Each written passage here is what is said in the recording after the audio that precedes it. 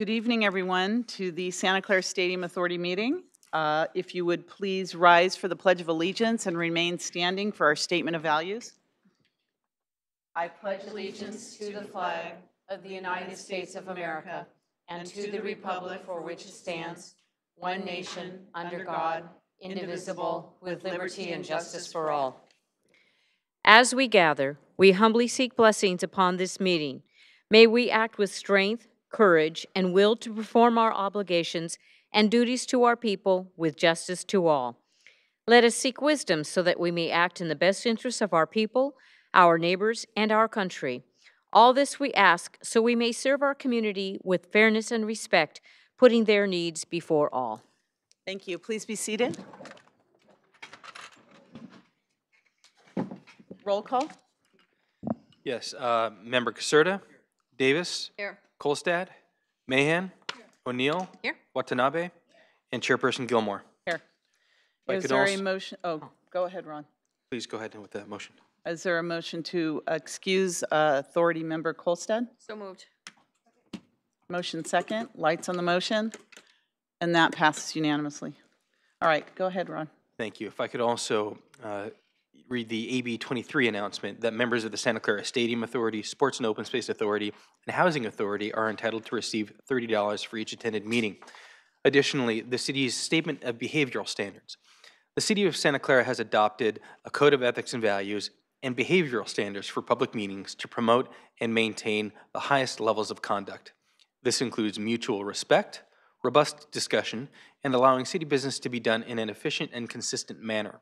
Please note that, as the presiding officer, the mayor's direction in matters of process and decorum should be followed, and that use of the gavel indicates all conversations must conclude and everyone in attendance should come to order and attention.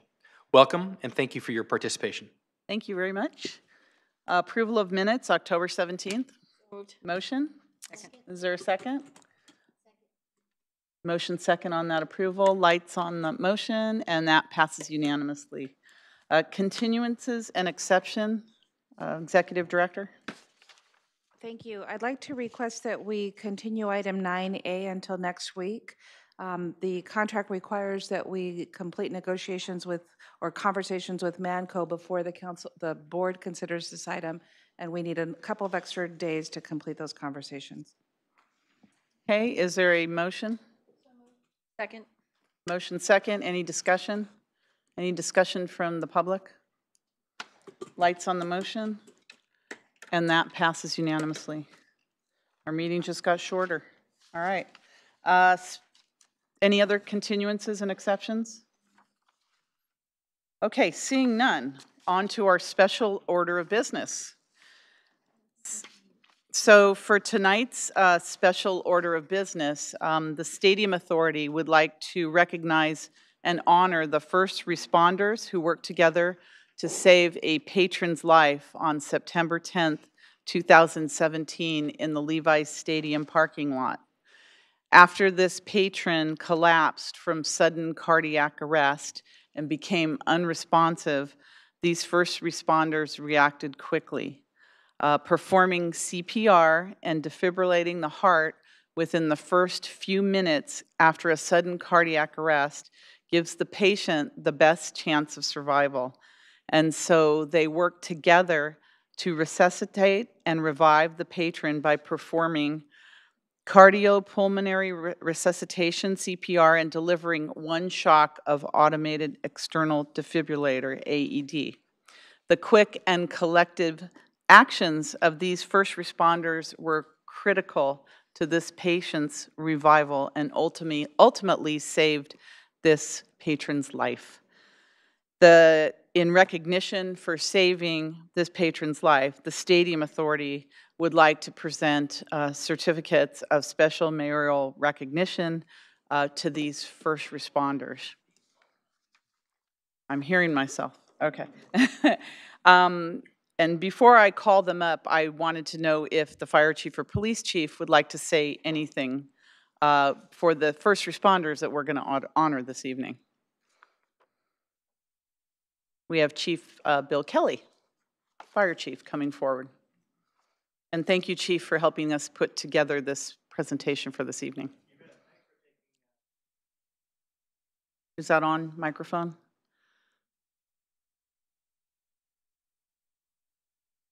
Is there a special button? We want the people, all the thousands watching us on television, to be able to hear you.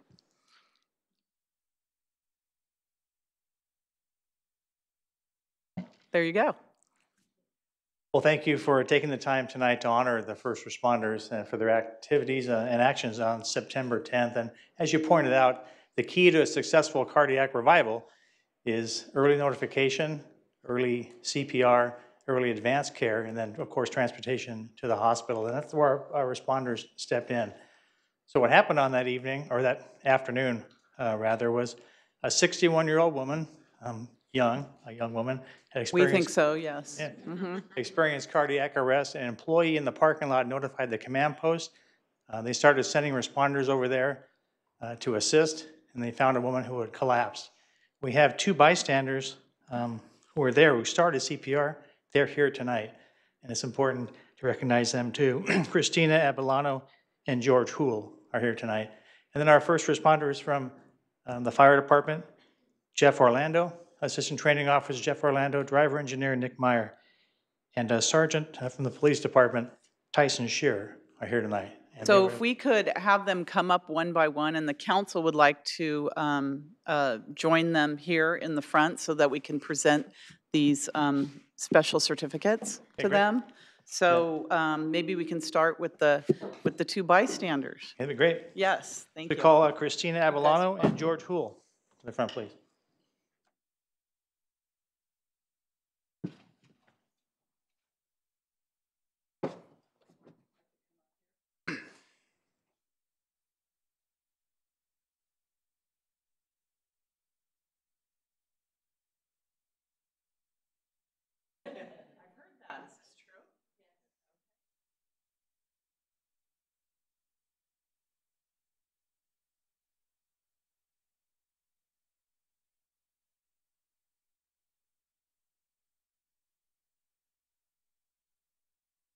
Okay, from the Police Department, Sergeant Tyson Shearer. And from the Fire Department, Assistant Training Officer Jeff Orlando and Driver Engineer Paramedic Nick Meyer. Now, unfortunately, Nick has a broken leg, so he's a little slow to get. He'll be here in a second. But it's important for him to be here tonight, so.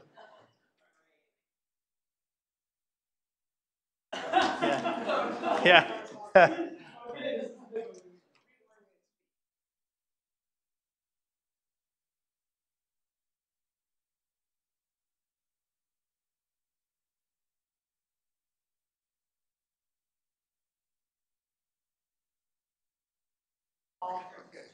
All right. All right. Can I have a picture, please? Okay. Okay.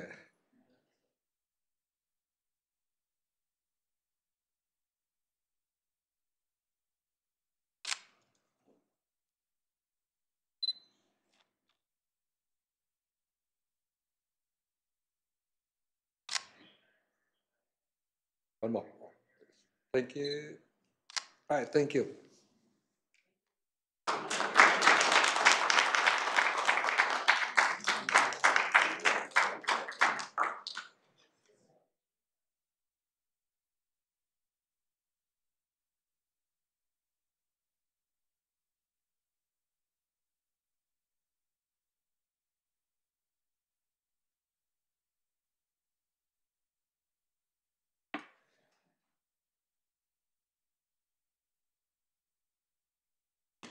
Yes, I would just like to say a couple of words. First of all, I would like to thank the Stadium Authority for recognizing the first responders and the citizens being involved. It is truly teamwork out there at the stadium, and also just with our public safety, with police and fire working throughout each and every day here in the city. We're trying to provide the best service possible, and it truly is teamwork. And it's really nice when citizens do jump in and assist to help us. And I'm just very proud of each and every one of them. everybody today. So again, thank you very much. And I know there was many others involved too that jumped in and helped. So we appreciate from both departments of public safety, everything. And congratulations to George and Christine on their engagement. So they really do have teamwork, saving lives together. They're like superheroes, right? So congratulations and thank you all. Thank you all for coming. Oh, okay. All right. Moving on, we have public presentations. And we have a gentleman that has a PowerPoint presentation. Like to come forward? Good evening. Hi, I've only got 3 minutes, so I'll be pretty quick. Basically, I'm here to talk about what's currently a lose-lose-lose situation for the city of Santa Clara, the 49ers, and SPL holders. If we go to the next slide. Right. So what's going on, I have some evidence of this, is there's ticket dumping going on, evidenced by actually tickets that are available on the 49ers website one day actually showing up in mass the next day on the secondary market across StubHub, Vivid Seats, NFL Ticket Exchange, basically all the secondary resellers. Up to 1,300 seats were actually listed for the New York Giants game 2 Fridays ago within an hour. So one day they're full price at the 49ers website, and the next day they're rock bottom prices. Why is this a big deal? It's actually really hurting the SPL holders and the resale value. Plus, they're paying the SPL plus the payment and a full ticket cost of, like, cheapest ticket in the stadium is $85. That same ticket is being sold for $20 to $25 to a broker by the 49ers, I'm alleging. Or maybe it's going to charity, but this is in mass numbers basically, and it's just, why should SPL holders be actually making SPL payments if they can't even get the value and also they're not able to compete? So it's bottoming out the market is what I'm saying. Sorry. So. Let's see, I would say this is, again, 400 corners, 400 sidelines, 200 end zones, 200 east side clubs. Although legal, the 49ers have also cut off basically the chance for SPL holders to resell their tickets on the 49ers.com single game ticket link. Accounted for approximately 80% on the folks I've talked to of resale tickets last year that they were able to do through their account manager. That is now cut off. I've tried to address it. Others have addressed it with the 49ers. They don't plan on changing that. Again, why am I concerned? For the SPL holder, yes, for 49ers long term, but also the city in terms of the SPL default risk here. It doesn't make sense anymore for people to hold SPLs if the 49ers are selling those same tickets for down to $25 a ticket. Really quickly, normal StubHub view for 200 corners without ticket dumping, you can see varying days listed. Several different sellers there. Check this out. So here are club seats, 200 club seats going for between $140 to $170 for the Giants game within one day of being listed. Those same seats were on sale by the 49ers for over $325 a game the day before. Very curious that they suddenly get listed for a low price. How is that actually happening? Where they're being listed has a broker's designation basically for where they're being listed on those secondary sites. So we know it's through a broker. Several SPL holders are furious about this. Haven't gone to the media yet, but this is a serious issue for the city of Santa Clara and the SPL holders. I beg you to please look into this and change this with the 49ers. Thank you. Thank you, sir. It's a public presentation, so we're not able to take any action. I would just ask the council by consensus just to refer this back to our staff. Okay, by consensus? Okay. Consensus, yeah. All right. Thank you very much. Any other public presentations? Please come forward. Hi there. A while back I asked under public records request to have a complete listing of SPL holders and a breakdown of all the different seats, and it's way past that deadline, and I would like to remind that that is long overdue, and I would like to have that produced post haste because it's far exceeded the deadline to have that materials. Secondly, and also to have a complete breakdown of where those are and the seats, not only for regular seats, but for suite seating too. That was part of the original request. Additionally, we have not had a marketing update on the marketing plan that we're supposed to be entitled to. We have not had any presentations for quite a while per contractual obligations for the stadium. There are several things that we're supposed to be getting on a regular basis. We have not seen that. We have not seen any kind of an update on the security plan on that recently. We've not seen an update on the parking plan. We've not seen any updates at all that they're contractually obligated. I'm hoping that there's not an attempt being taken place because of the newness of our new city management staff to have them attempting to do that in a closed session, because that is supposed to be done publicly and in front of the Stadium Authority and the public. There has been some pushback or attempt by the 49ers to keep them out of the public's eye. And I guess by way of me saying this, just to gently remind everyone that that is to be publicly presented and not to be done in a closed session situation, because it is a public stadium owned by the public. We will have a discussion tonight about the community room. There's a lot that needs to be talked about that also. It seems from some of the information that's come out from this report that we've had some, I'll call them shenanigans, that have gone on in the past that I'm looking forward to having exposed and corrected.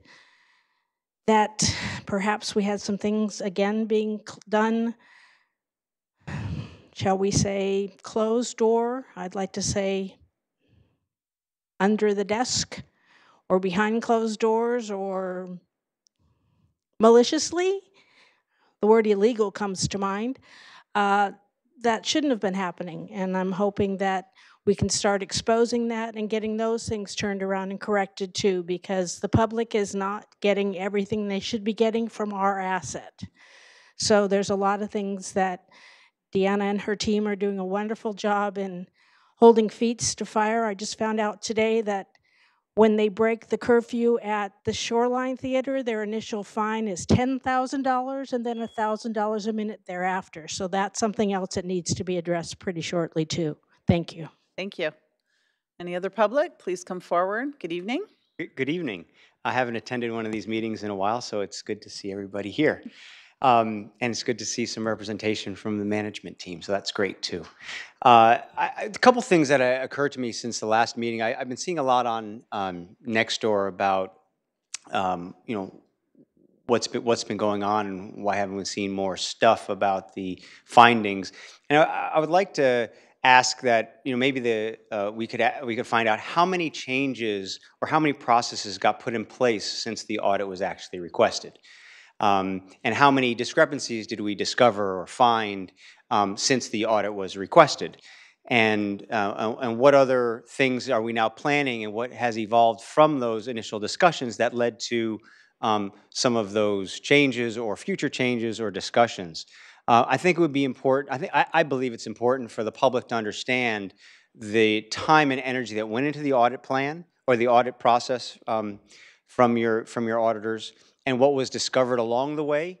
Sounds like everything's been corrected, or at least a lot, or some of the things have been corrected. At least there are a number of processes that the police department have put in place. There are record-keeping changes that got put in place. Tracking time got put in place, which I think is wonderful. But I think it's really important for people to understand that without this audit, none of that would have happened. None of those discrepancies would have been discovered.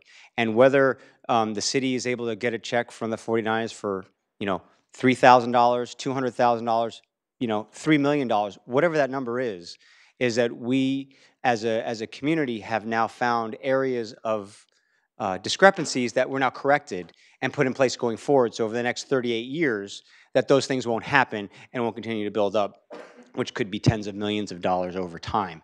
So I think it would be great to hear those statistics. I think people need to hear those statistics. And then just lastly, where are we with part 2 of the audit with the records that the auditor, Fred, said he could not get? Like where are those, and what's the next step there in that next layer?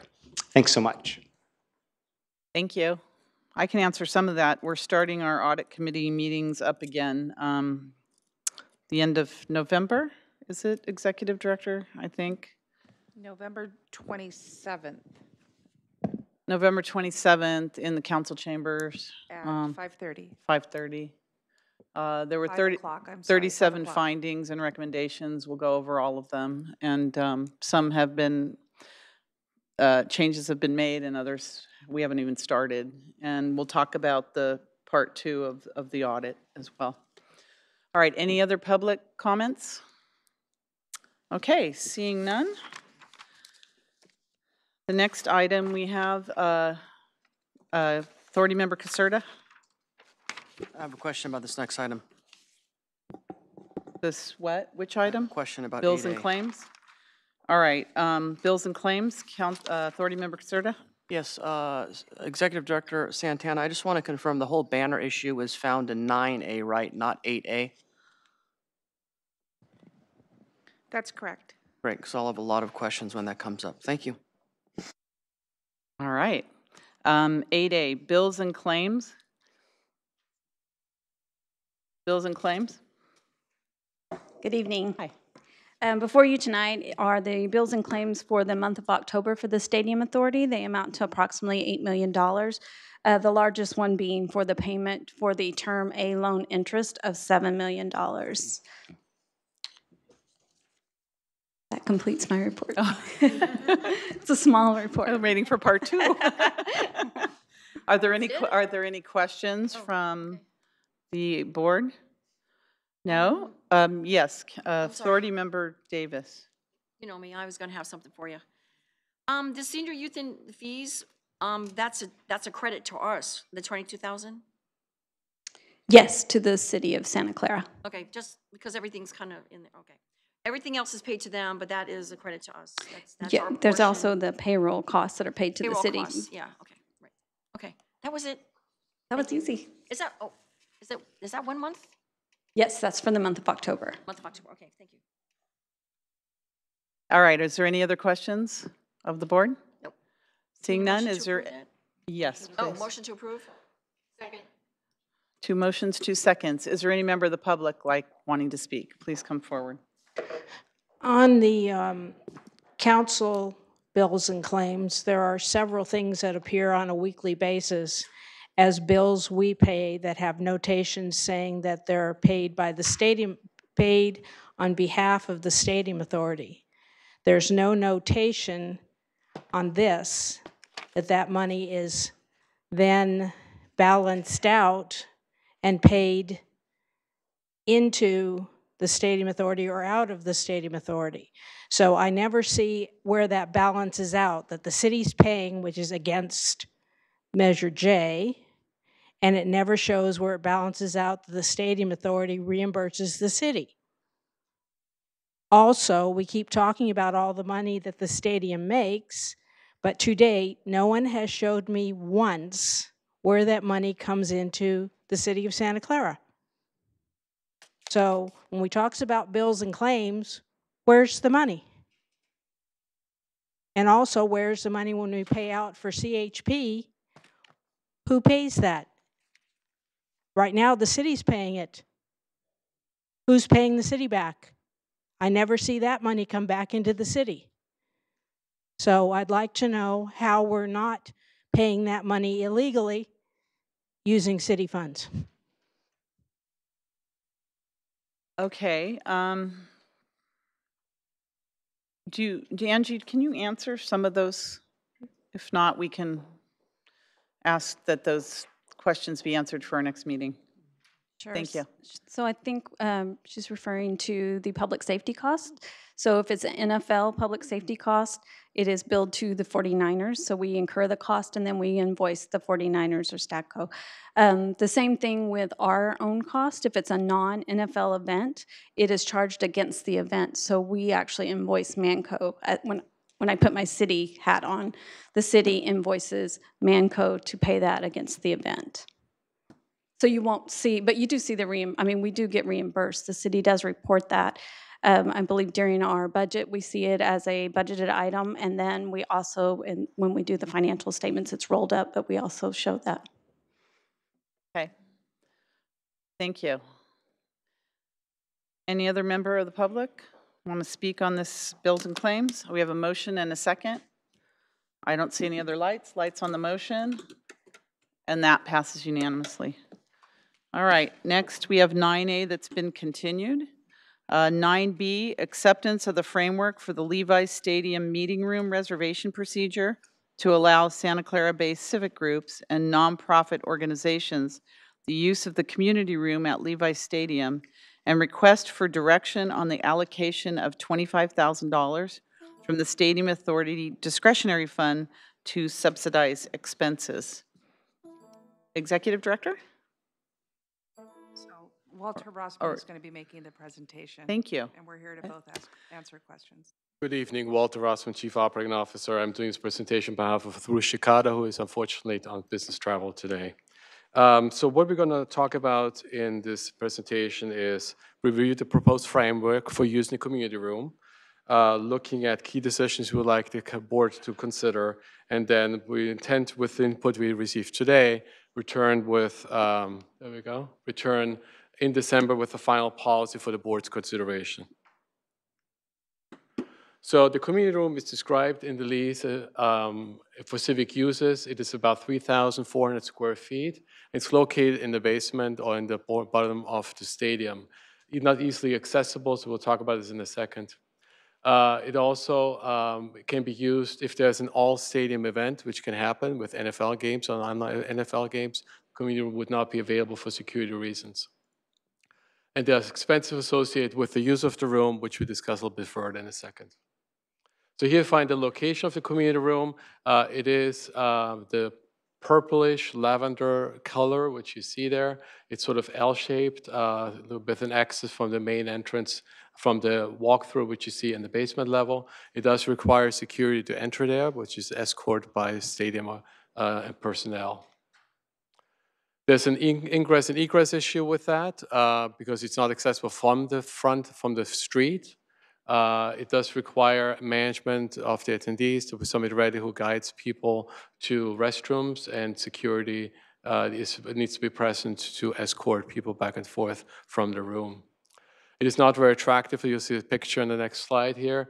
It does not have any windows and has no service area.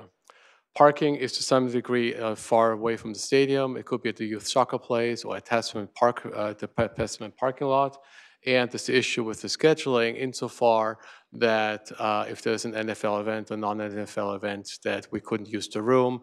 And also, as we're talking about in a second, that the 49ers Foundation does have esteem activities there, but they're willing to find other spaces for us or for our community members in case there's a conflict of use of the room.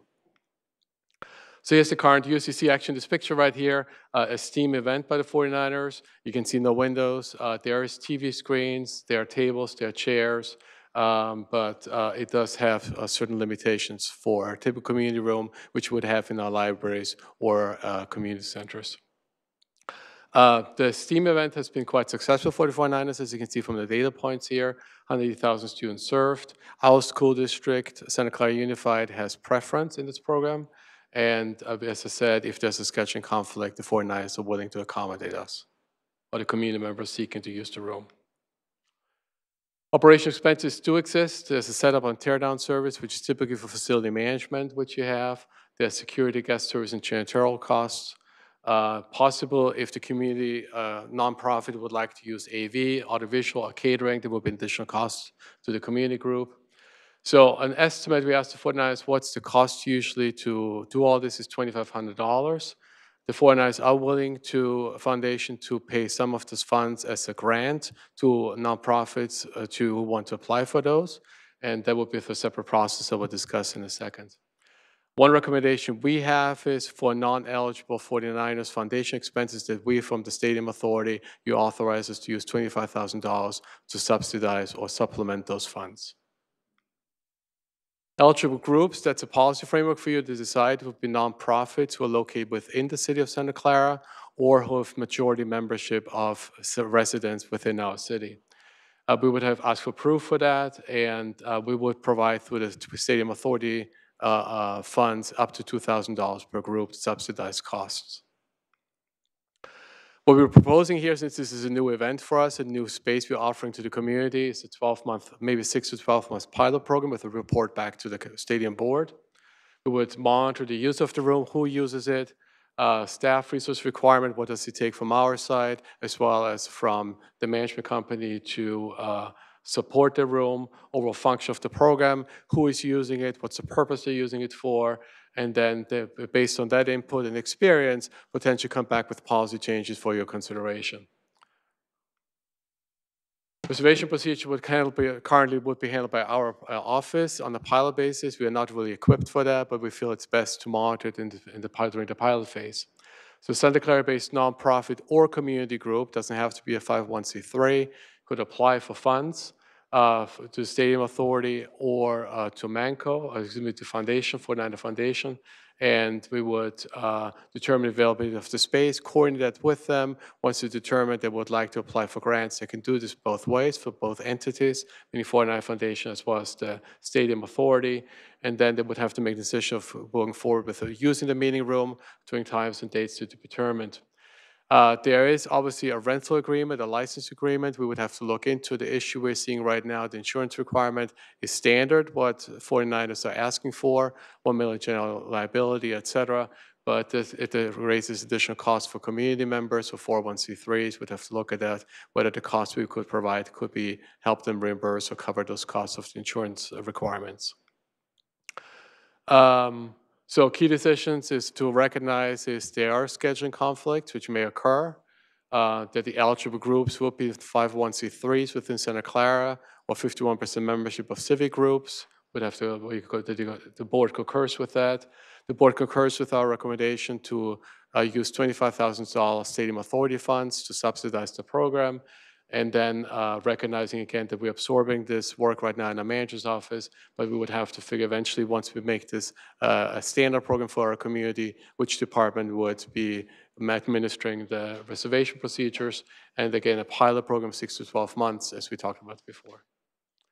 So with that, coming to recommendation for you to consider is adopting this framework, which would guide our policy decision process for you, or coming back with a policy for you in the December meeting, and then also looking at the possible subsidy of $25,000 from the discretionary fund. And that concludes my presentation. We're open for questions. Thank you very much. I have some lights for questions. Authority Member Davis. Thank you, Walter. This was a little bit more comprehensive than a few of them that we've had, but I understand that it is at this lower level and things have changed since, a while ago. But I would like to make a motion to approve your staff recommendation on this. I think the pilot will help us out a lot so that we can move forward and see. There are a few nonprofits that want to use it, but at the same time, it became, an accessibility thing, and there was back and forth. And the 49ers had offered something through like a foundation of the $25,000. So now I see that we're going to change that. So this is no, actually, it would be $25,000 from the 49ers plus $25,000 from the Stadium Authority. Well, okay.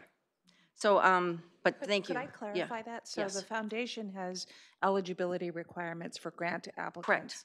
And so in the event that the applicant is not eligible for distribution from the foundation, we wanted to make sure that that wasn't a barrier for community uses. And so we were asking that the board consider an additional appropriation as a catch-all in the event that foundation funds are first not eligible.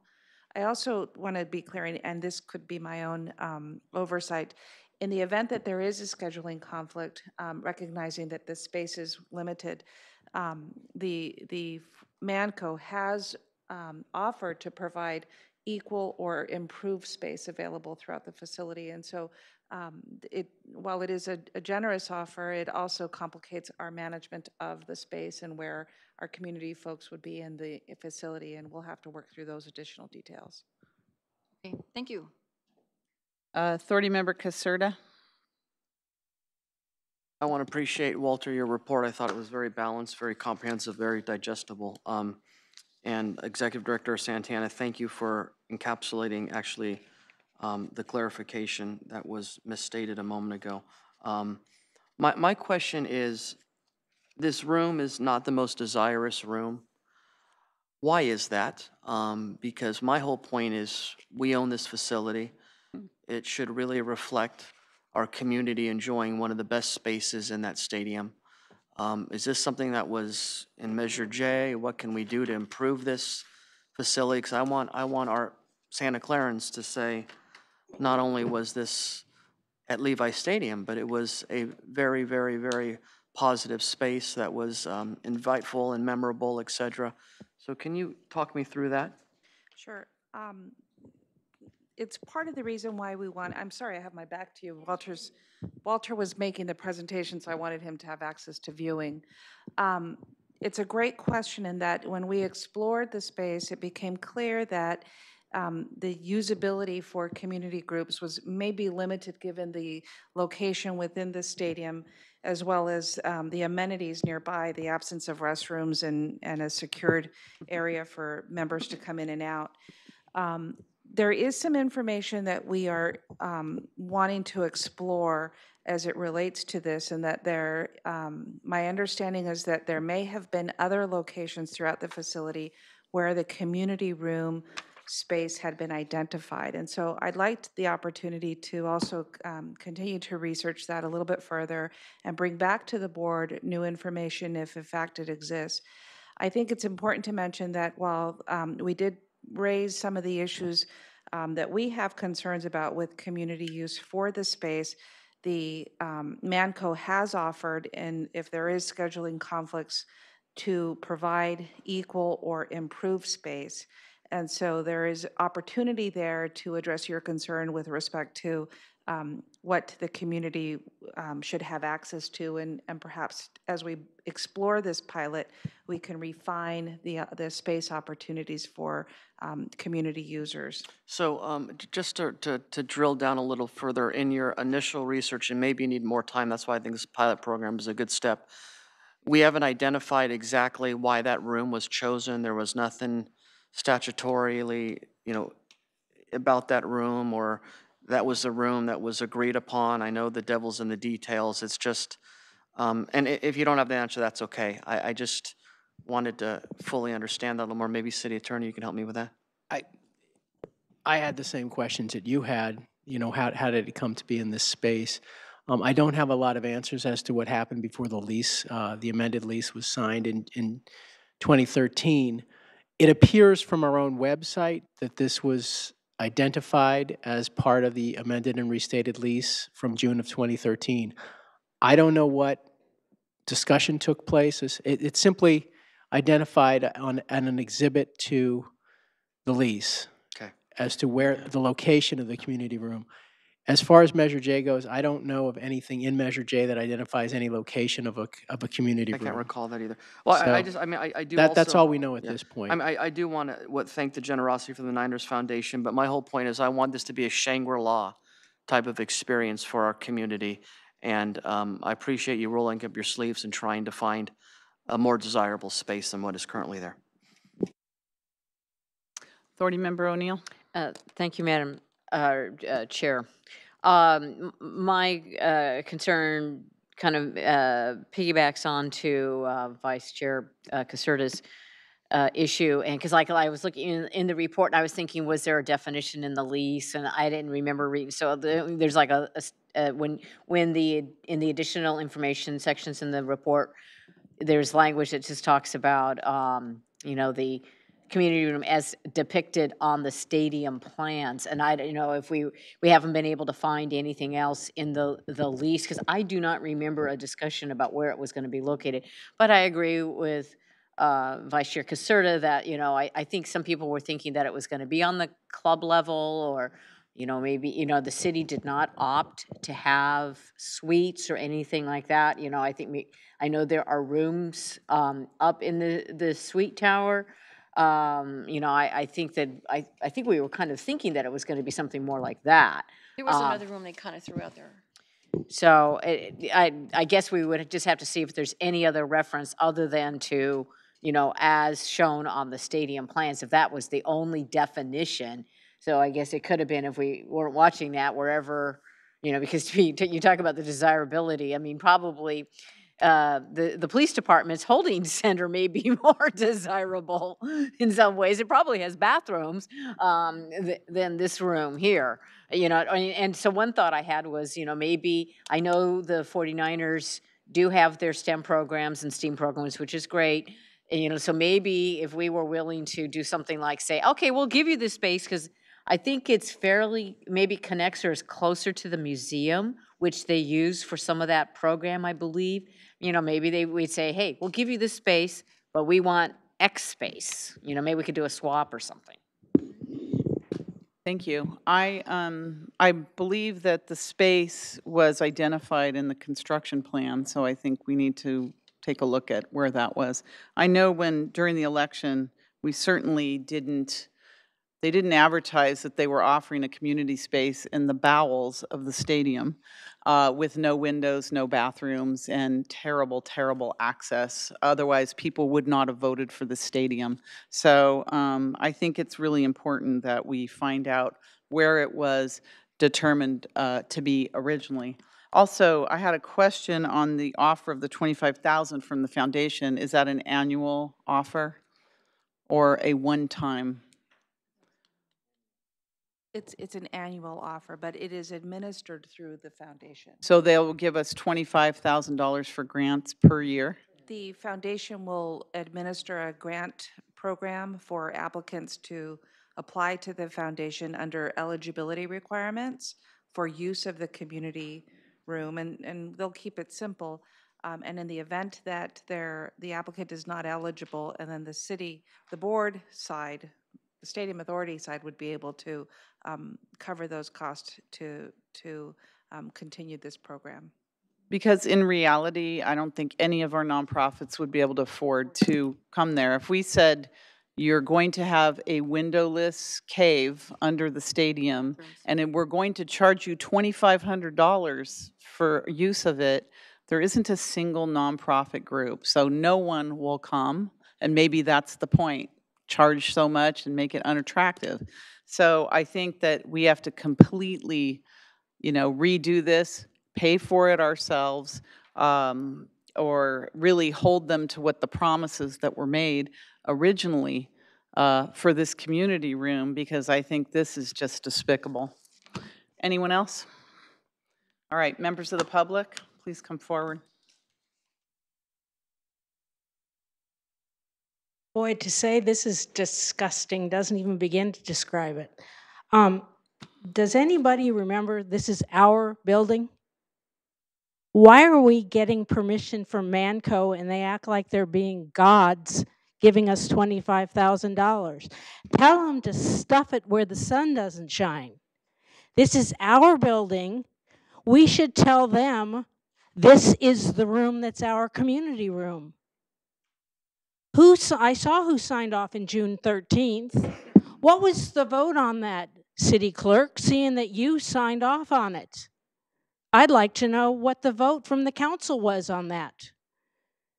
Could you ask Madam Mayor to the clerk what the vote was on that meeting, on that lease? Because that is not what was promised to the public. That meeting, that room, was on the main concourse, and it's our building. As for using their supply and their caterer and their this and their that, tell them to stick that where the sun doesn't shine too. It's our building. Somebody needs to remind them they don't own the joint. We do. I'm disgusted we're even entertaining this much and spending this much time on this.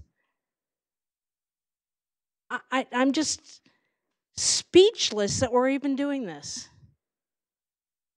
Why are we pandering to them? I don't want their foundation money. And also there's a blazing error here. I guess it shows by people who don't know what they're talking about. You don't have a Santa Clara registered nonprofit organization. Nonprofit organizations are federally recognized. They would not be registered in Santa Clara. They're federally recognized. So please remove and correct that. Our Parks and Rec person made the exact same mistake and needed it corrected in his Debbie. paperwork too. Thank you. Let's fix this finally. Welcome. Madam Mayor. So if I'm to hear this right, it's $2,500 a meeting, and we're going to get grants for $50,000, which means that we'll get 20 meetings a year. Right? If I do the math right? I think so. I don't understand how the question is not being asked, why is it $2,500 a meeting? And why are we being charged that amount? And why is it going to come from one of our funds? And you're going to get, you have 365 days a year and you get 20 meetings. I don't think that's sufficient. I don't think that's sufficient at all. And what you're going to end up having is you're going to end up having infighting because all the nonprofit organizations are going to fight for the grant. And who's going to give the grant? Who's going to deny the grant? Who are you going to deny the grant to? What's the criteria? First come, first serve. I really think, guys, this whole meeting room thing, I mean, I agree with Authority Member Caserta that the room is less than what I think the boardroom looks like. I've heard there's beautiful wooden tables from God knows where. But that's not what's important. I mean, if the room itself stays, that's okay. But as a president of a pretty large nonprofit organization, I'm saying to myself, so I have to go get a grant to use this room. And that makes absolutely no sense whatsoever. And so we're going to spend $25,000 a year to provide the opportunity for nonprofits to use this room. And if that settles okay with you, then we're really missing the boat. Because if I were up there, the first question I would have is, why is it $2,500? Where does that number come from? And it's just kind of mind-blowing that we're even entertaining this arrangement. So I hope you guys put your heads together and come up with something that's going to be a little bit more amenable to the public. Thanks, guys. Tino. Welcome. Good evening, Authority Executive or Yeah, it's hard. Authority Group. So I do a fair amount of community meetings in reserve rooms and things like that, and very few of the groups that I deal with are actually nonprofits. Now, it's great to see that the city manager's office or the executive director's office or that there is a way for non-501c3 officially recognized organizations to be a part of that. That's great. I mean, make sure that doesn't change. That's really important. But the logistics and the headache for someone to reserve this, and then the security, I can actually see how you get to $2,500 pretty quick. You have escorts going to the bathroom. You got people coming in.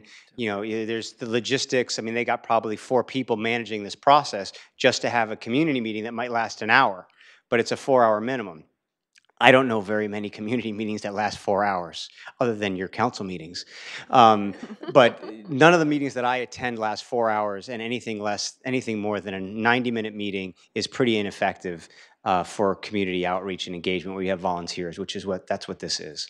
So it's the configuration is it's a disaster. Having extra AV charge, I don't know what that means. That it's extra. That means they have to have a union guy plug in a cable. I don't know. But if that's the case, that's also a problem to hook up a laptop. To have more expenses. The fact that the city is going to have to subsidize something like this that was clearly a requirement of the development of this project is, I think that's silly. And I hope that you guys take the community meeting room very, very seriously. I know a lot of people have brought that up. I know you guys care about that. And I just hope that you can implore that it's functional and it's usable by the community. Thank you. Thank you. Anyone else? Please come forward. Good evening. Hassan Hagag here. We're finally making progress. But it was a while ago when this issue was first brought up. When was it? Like 6 months ago, 8 months ago, 12 months ago? And I came up and I asked here, are they going to reimburse us for all the time that they used keeping it from the community, using it for their own activities, their own events? And at $2,500 for 4 hours, we could calculate in back rent how much they owed us, the 49ers, for using that room to store their chairs, their desks, for other meetings, for whatever they wanted to do, and keeping it from the community use. The stadium's been in operation for years, and we still have not accessed that community room.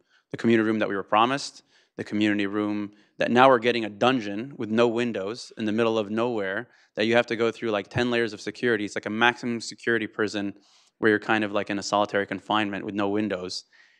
And yet we're not getting paid for the years of back rent that they owed us for that room. That was our room. So I'd like to see somebody run the numbers for $2,500 for 4 hours and divide that over the last several years that they kept the room from us, and we should bill them for that amount. Thank you. Anyone else? All right, Authority Member Watanabe. Thank you, Madam Chair. I totally concur with the statements made about the expense. I mean, $25,000 for and actually it says here that the rough estimate of cost for a 4-hour meeting is $2,500. I mean, based on that amount, you could probably have no more than 10 meetings per year, and we definitely have a lot more groups in Santa Clara that would want to be using that community room. So the money, the grant that's being proposed, I think it's definitely not going to cover what we expect that the room is going to be used for and the amount of times. The other thing, based on the financial status report that we received that we're not going over tonight, but I just took a look at it quickly, there were 42 special events last year at the stadium. And I would imagine that based on that amount of events, that there is a way to figure out what the cost is, to get more of a cost breakdown of what security is going to be, guest services, janitorial, to be able to get a better figure of, more real figure of what these events could possibly cost and how much we really are looking at here. The other thing I just wanted to ask, the city parking garage, I didn't hear that mentioned. There's a city parking garage across the street. Is that for potential use as well? Yeah. That would be the parking location for meeting attendees. Okay, great. Okay, because since it's right, because you mentioned the youth soccer park, and I just wanted to make sure that the city parking garage is available because it's a lot closer.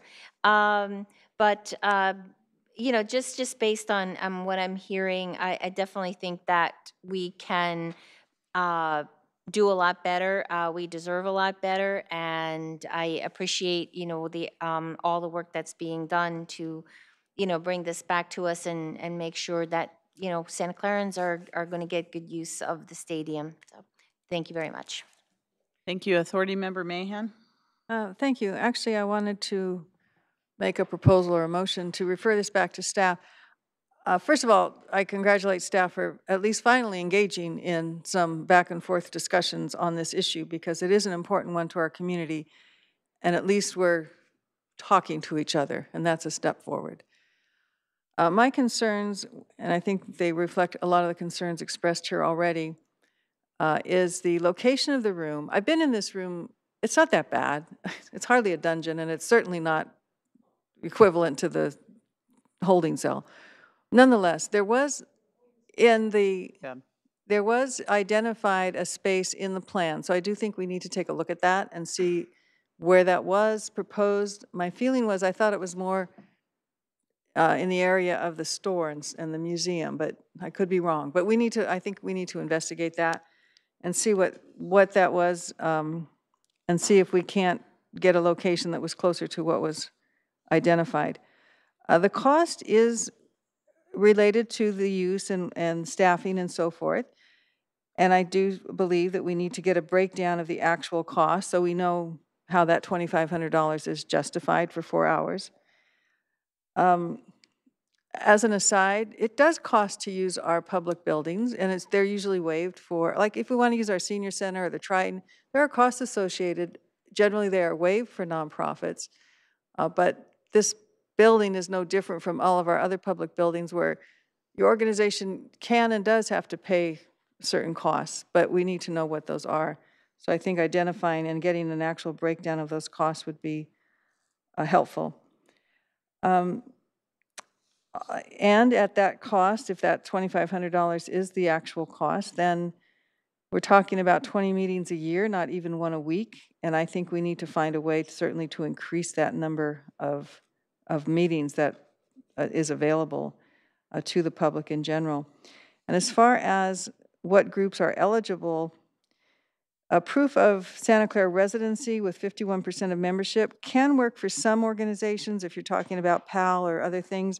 But if you're talking about a nonprofit that is incorporated, and I do agree with Ms. Bress, I know well that tax exempt status is granted at the federal level. However, it is identified as where your principal place of business is. So that I think that if you want to include that, if you are a corporation or if you're incorporated as a nonprofit organization, that you can be eligible if your principal place of business is located in Santa Clara, that would qualify you. Because we just had our Mission City Community Fund dinner, and I don't think 51% of our board members live in Santa Clara, yet we are certainly a Santa Clara-based organization, as an example. So if we can refer this back to staff to come back with some answers and maybe talk some more about increasing the available times, the available number of meetings we can get, find some funding for more meetings if it does in fact cost the $2,500, and locate the room that was in the plans, and if it's, you know, not, if it is that room, maybe look at getting a better room. So that would be my motion. Got that all? There's a motion on the floor already. Oh, sorry. Thank you. I agree with Authority Member Mahan. There was a dedicated area that was near the Yeah, that's what I thought. I remembered it. the store and the museum that was quite a nice space, and that's the space that was advertised in the community for the community room. I'm fine going back and dissecting those costs of the $2,500. I want to make sure everyone's paying that same amount of money when they lease all those spaces in Levi Stadium. But also, I think there's ways we can look at by buying our own furniture and bring it over there. We're not going to rent furniture all the time from the 49ers for each community meeting, using maybe our own city staff that we can bill under as a non-NFL event in the stadium, and get those numbers down, because that was not advertised to our community during the stadium election, that there were going to be exorbitant costs and a less than desirable space. So again, we just want to make sure the promises that were made are the promises that are kept for this community room. And we're going on our 4th year right now, and we haven't had this settled. So I would ask the maker of the motion if you'd look at maybe amending your motion to send this back to staff to trim those costs, look to see how we can make it more beneficial, and find out where that original room was that was promised, and come back with a better package for us, because at this rate, our groups will not be able to afford to go there. Maker of the motion. So yeah, so I will amend it to refer back to staff for all points pointed out. And also there's a room that, Mr. Mercurio, there is a room that the opposing team's family comes into, and the door is right by the soccer park. And it's has glass windows and everything, and it's a comparable size to hold community meetings. So that might be an option, if you could please ask Mr. Mercurio about that, because there is an outside entrance, you wouldn't have to go anywhere, and there are bathrooms, I think, within that range. So that was an option, so it wouldn't be downstairs without any windows, and the access is much better. So, yeah, so if we can refer this back to staff for all the points made. Okay with the maker of the motion, what about the second? Second? Who was my Rod, second? who was the second? I don't know. Do you know? Okay. Motion and a second. I see a staff light on. I just wanted to clarify that the purpose was to bring the framework for the policy, so I think this was a productive conversation and checking in with the board. And we will get the cost detail and bring that back in the December report. And that the purpose of the 6 to 12-month pilot program was to understand how the community expended the funds and rate of frequency so that we had a better sense of the funding that would be required in order to keep this program sustainable. So we will bring back an updated report for December as well as the status of our research for community room locations in the facility. And then we can launch a pilot program then. Yes. Thank you. All right. Yes, staff. I really have been trying to figure this out, where the room originally was meant to be, and I simply don't know what you're referring to when you say you saw plans, or They were like PowerPoint, all the PowerPoints we would see. were they at council presentations, at council meetings? And probably on our website, we have the previous Stadium Authority reports. There's a lot of them from the council 'cause- meetings Days gone by. that happened. I'm sure maybe Okay, people well, can I'll start I'll- looking through those. Yeah, it's, okay, Because there I'll were do a my lot best. of- I really have not found much in terms of where this room was discussed being, but I will continue to look. Thank you. Authority Member Mahan, your light's still on? Okay, we have a motion and a second on the floor. Is there any other discussion? Lights on the motion?